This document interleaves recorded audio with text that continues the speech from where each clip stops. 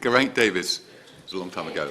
Thank you, Mr. Street. It's a great pleasure to serve under chairpersonship. And can I congratulate my honourable friend from Cardiff South, Ben Arthur, for securing this excellent debate.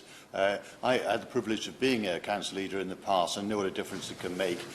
In fact, I was responsible for a 26-kilometre electrified tram system in South London. And I know in Swansea, the leader there, Rob Stewart, has been mentioned, has got great ambitions for a Swansea Metro. But we do, Mr. Streeter, in fact, need the money to do that. And I should again make the case to the Minister that Wales does deserve its fair share of HS2 in accordance with what they have in Scotland, which would give us an extra £4.6 billion to invest in our electrified systems. There's only 22 miles of electric rail across all of Wales and thousands of miles in England. We've got great ambitions there, but we've got great ambitions elsewhere. We've already heard that Swansea does a great job in its core service provision in education, social service, housing and local transport, but also in terms of culture. The Minister will know he joined me in Swansea West in the brand new arena, 3,500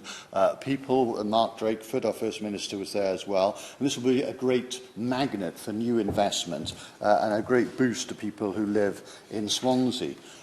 We've heard about the Blue Eden version of the Swansea Lagoon. The lagoon, of course, has been going. I knew about it prior to my election in 2010 when I was working in Environment Agency Wales. And at last, despite the blockages from UK government to provide the money, Blue Eden, its new rendition, is moving forward without government support.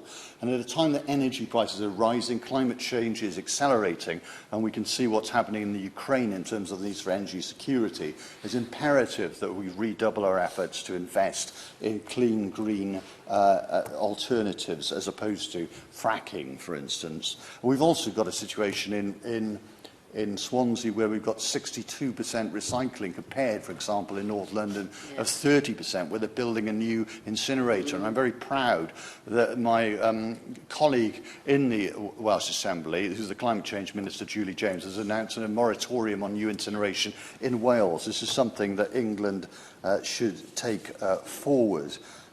We saw in the pandemic the great work of local authorities, in particular in Swansea, but also Cardiff and throughout Wales, in terms of looking after people in great need, in terms of providing food for people who are isolated, providing business support for the businesses. My honourable friend mentioned the waste of money in England, and strangely, we got the Barnet consequential of that, so we had more money to give to our local businesses. So local businesses got much more support in Wales than they did in England because we used local authorities and health authorities rather than mates in the private sector.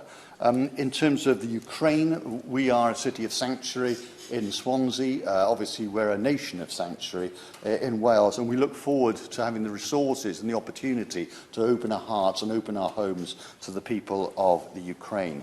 We do need our fair share of money. I've mentioned the transport money, but in addition to that, we've had a freeze, basically, in the last 10 years of austerity, and had the income of the Welsh Government grown in accordance with the economy, we'd have had about £2 to £3 billion more. What's more, we are set to lose something like £1 billion from EU funding. I know the Minister may talk about mix-up cash flow with the amount allocated per year, but the reality is we're not seeing the money we saw before, and we look forward to getting the Shared Prosperity Fund at a level that was promised.